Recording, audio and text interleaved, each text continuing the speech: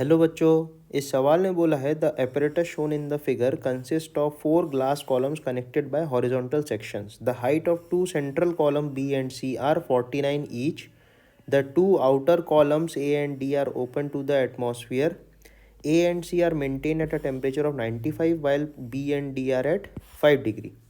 Height of liquid in AD and A and D measured from the baseline are 52.8 and 51 respectively. Determine the coefficient of cubical expansion of the liquid.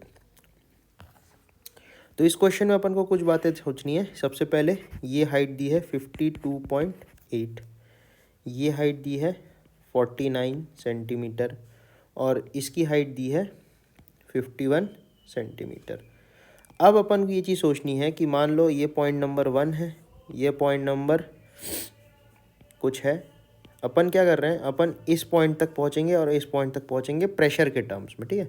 ये मान लो point number 2 है ऊपर, यहाँ से होते यहाँ से होते यहाँ, मतलब बेसिकली 2 से हम यहाँ जाएंगे और इस पॉइंट तक पहुंचेंगे, प्रेशर लिखेंगे। यहाँ से यहाँ जाएंगे, यहाँ से यहाँ जाएंगे और यहाँ से यहाँ जाएंगे और प्रेशर लिखेंगे।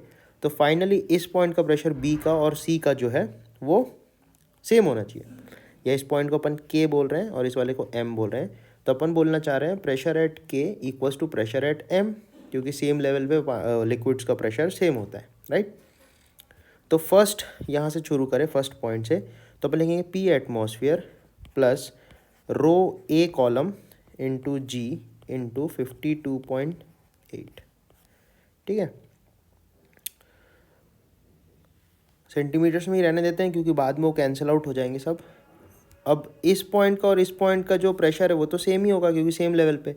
अब यहाँ से अपन ऊपर जा रहे हैं तो उसके लिए माइनस करना पड़ेगा, रो बी इंटू जी इंटू 49 बराबर पी के।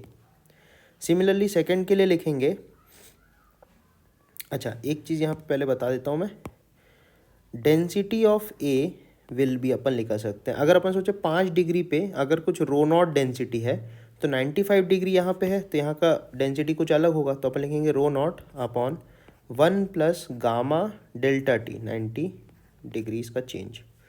और density at B will be rho naught only क्योंकि वो 5 डिग्री पे ही मेंटेन्ड है, ठीक है।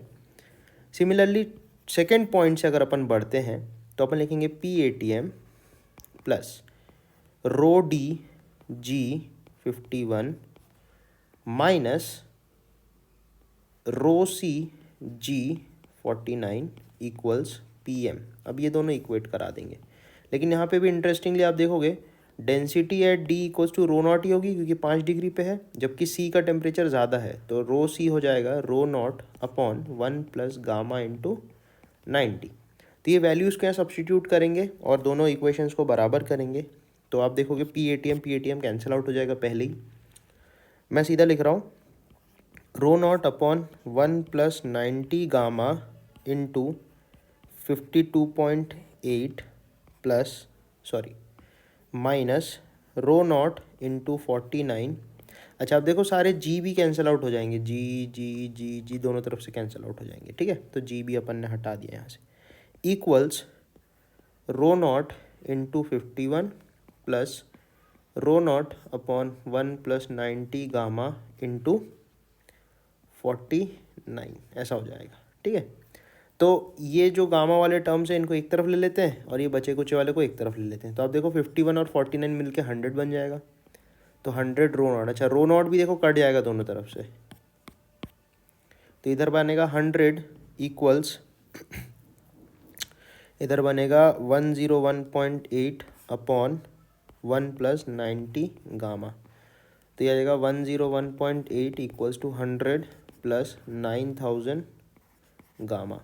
तो ये जाएगा 1.8 अपॉन 9000 बराबर गामा। तो यहाँ से आप गामा निकालोगे तो आएगा 2 इंटू 10 की पावर -4 पर डिग्री सेल्सियस। तो ये अपने लिक्विड का गामा निकल के आ जाता है, ठीक है। थैंक यू बच्चों।